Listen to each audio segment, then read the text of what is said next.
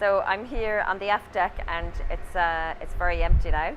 We're in the port of Malta. It's about 6 o'clock in the evening on the 15th of August, which I think it's Wednesday today, and we've disembarked all 141 people safely in Malta. The disembarkation was very swift. It happened quickly.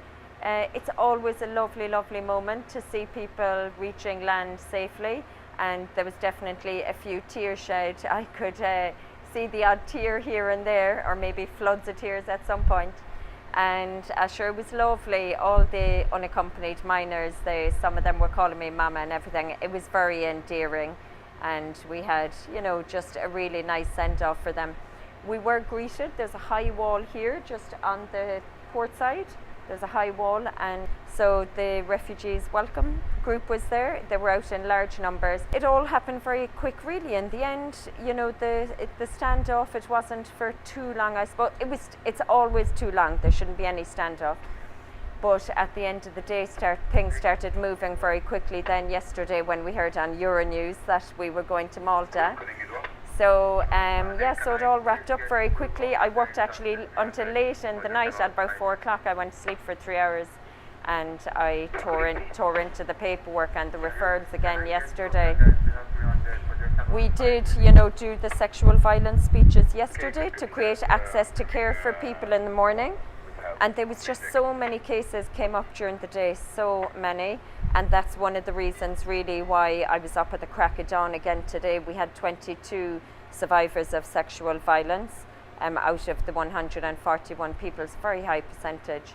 And, so very, very sadly, it's not uncommon these days. This is what we're seeing, amongst the rescued people.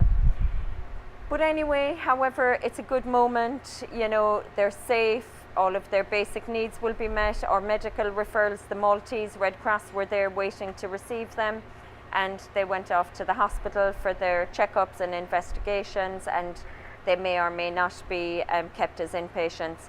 But sure, the team are delighted, and we've started getting rid of all of the rubbish from the ship, so we had a van come to collect that. And we're just, washing our clothes, washing the clinic, scrubbing the floors, and just gathering ourselves really.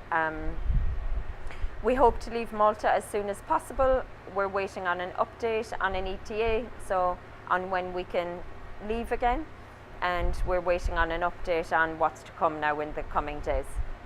So all in all, a very positive outcome, and I'm absolutely so happy for these people that they've arrived on land in a port of safety, and that they can just settle and be safe and never have to worry about being back in Libya again.